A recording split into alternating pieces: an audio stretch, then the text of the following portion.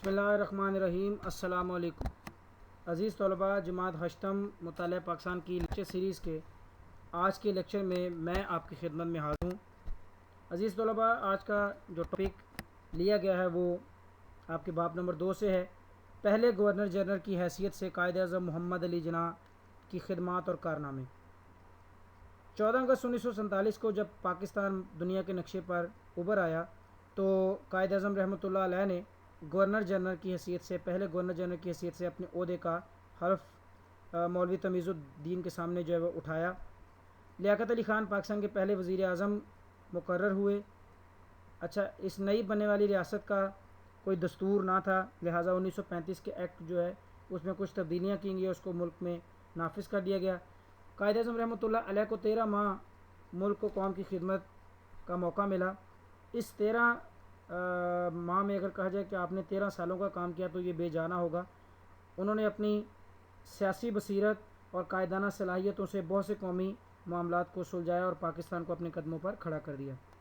अच्छा, कायद-ए-आज़म रहमतुल्लाह अलैह जैस की जो कदावर शख्सियत थी, उसने क़याम पाकिस्तान के बाद जो पेश आने वाली मुश्किलात हैं उनको ना सिर्फ भांपा बल्कि उनको सुलझाने के लिए मुनासिब इक़दामात भी किए, जिनमें असासा जात की तकसीम, जो पाकिस्तान और भारत के जो असासे बनते थे, 4 बिलियन रुपए रिज़र्व बैंक ऑफ इंडिया में पड़े हुए थे, जिनमें से पाकिस्तान का हिस्सा 750 मिलियन रुपए बनता था, जो भारत ना देने पर आमादा था। लेकिन बाद में कायद-ए-आज़म की सियासी बसीरत और जो प्रेशर की वजह से, आलमी प्रेशर की वजह से भारत 700 मिलियन पाकिस्तान को भारत ने दे दिए। मुहाजिरीन की आबादकारी का मसला, ये भी कायद-ए-आज़म ने भी इसको बहुत अच्छे से हैंडल किया और जल्द ही मुहाजिरीन जो हैं वो आबाद हो गए और इनके साथ नारवा सलूक के अलावा इंतज़ामी रिकॉर्ड की बरवक्त नकलो हमल के लिए आपने बहुत इक़दाम किए। कायद-ए-आज़म ने जब देखा कि हालात ख़राब हैं तो उन्होंने फ़ौरी जो है कराची को पाकिस्तान का दारुल खिलाफत बना दे, चूँकि कराची एक सनती शहर भी था और उस वक्त पाकिस्तान का सबसे बड़ा शहर था। पाकिस्तान का सेक्रेटेरिएट बनाया, जो सरकारी मुलाजमीन थे उनको मुकम्मल दयानतदारी और ईमानदारी से काम करने की तलकीन दी और उन्होंने ऐसा किया भी और खुले आसमान तले अपने काम का आगाज़ किया। उन्होंने हिंदुस्तान से जो अफसरान हैं, जो सिविल सर्विस के अफसरान थे, उनकी पाकिस्तान मुंतकी के लिए ख़ास गाड़ियाँ चलवाईं। जो हवाई कंपनी थी, एयर कंपनीज़, उनसे मुआहदा किया और सरकारी मुलाजमीन की जो है वो नकलो हमद जो भारत में रह गए थे वो शुरू हुई।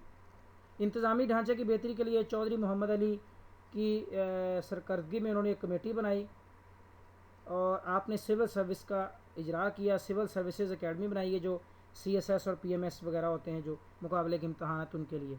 आपने अकाउंट्स और फ़ॉरेन सर्विस का भी आगाज़ किया।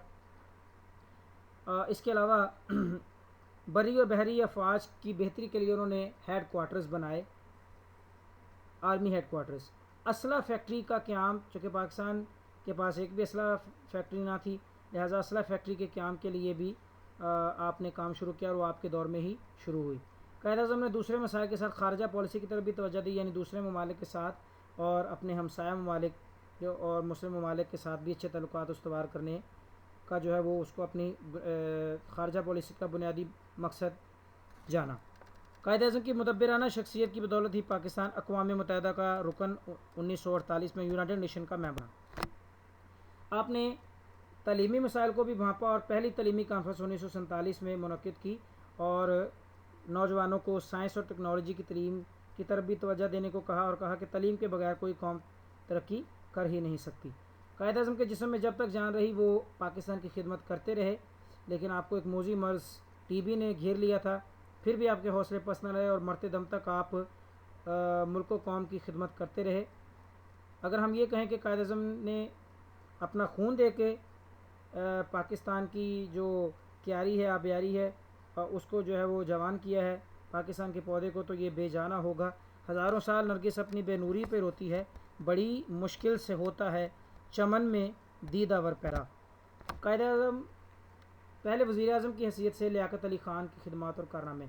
जहाँ मोहम्मद अली जिन्ना पाकिस्तान के पहले गवर्नर जनरल बने, तो जो कायदे मिल्लत लियाकत अली ख़ान थे वो पहले वज़ीर आज़म बने और कायद-ए-आज़म के दस्ते राज थे, उनके करीबी साथी थे। कायद-ए-आज़म ने क़याम पाकिस्तान के बाद उनको पंजाब मुहाजिर कौंसिल का चेयरमैन मुकर्रर किया और इन्हें मुहाजिरीन की जो मसाइल हैं उनकी तरफ तवज्जो देने और उनके हल के लिए टास्क दिए।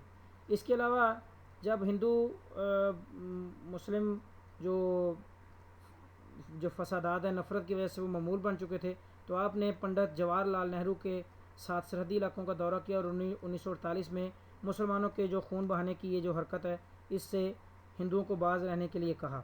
इसके अलावा आपने मुआशी ज़िंदगी की बहाली, बजट की तैयारी, कश्मीर की जंग और भारत की साजिशों के साथ दिफा समेत जो दरपेश मसाइल थे उनकी तरफ तवज्जो दी।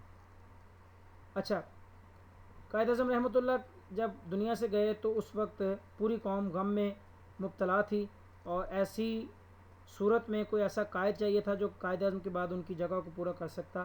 तो लियाकत अली ख़ान आगे बढ़े और कौम को ना सिर्फ संभाला दिया बल्कि मुल्क की मुआशी तरक्की के लिए भी भरपूर कोशिशें की। तभी कौम ने आपको कायद मिल्लत यानी कौम का कायद का लक़ब दिया। आपने पाकिस्तानी मसनूआत लोगों को अपनाने के लिए जो है वो तरगीब दी। 1949 में जो करारदाद मकासद मंजूर की गई वो भी आपकी कोशिशों का नतीजा थी, जो कि बाद में 73, 62 और 56 के आइन में इफ्तिताइया के तौर पर शामिल हुई थी। 1950 में आपने अमेरिका का दौरा भी किया और अपनी तकरीरों में अमेरिका की आवाम को और वहाँ की सियासी क़यादत को पाकिस्तान के क़याम के मकासद से आगाह किया। लियाकत अली ख़ान इस्लामी ममालिक के साथ भी अच्छे ताल्लुकात कायम करना चाहते थे। शाह ईरान आप ही कोशिशों के नतीजे में पाकिस्तान आए। 1951 के वस्त में जब फ़ौजें पाकिस्तानी सरहदों पर आईं और गैर यकीनी की सूरत हाल पैदा होगी तो आपने कौम का हौसला बढ़ाया। 16 अक्टूबर 1951 को रावलपिंडी के कंपनी बाग में आपको गोली मारकर शहीद कर दिया गया। लियाकत बाग में बाद में जिसको कहा गया, आप खिताब कर रहे थे, आपकी ज़ुबान पे जो आखिरी अल्फाज थे वो ये थे, या अल्लाह पाकिस्तान की हिफाजत फरमा। कौम ने आपको कायद मिल्लत का खिताब दिया और ये बाग जो है वो आप ही के नाम से, लियाकत बाग के नाम से मौसूम हो गया। आपकी मिली खिदमात जो है वो सुनहरी हरूफ से लिखने के काबिल हैं। कायद-ए-आज़म के अहाता में ही, मज़ार के अहाता में आपको दफन किया गया। ये था आज का टॉपिक। उम्मीद है कि आज का टॉपिक आपको समझ आया होगा। जो होम असाइनमेंट है वो यही है कि आपने पहले गवर्नर जनरल की हैसियत से कायद-ए-आज़म और पहले वज़ीर आज़म की हैसियत से खान लियाकत अली ख़ान का किरदार जो है उसके पॉइंट्स को आपने अच्छे से याद कर लेना है। ये आपके तफसीली सवाल के तौर पे आ सकते हैं। अगले लेक्चर के लिए मुझे इजाज़त दीजिए। अल्लाह हाफ़िज़ व नासिर।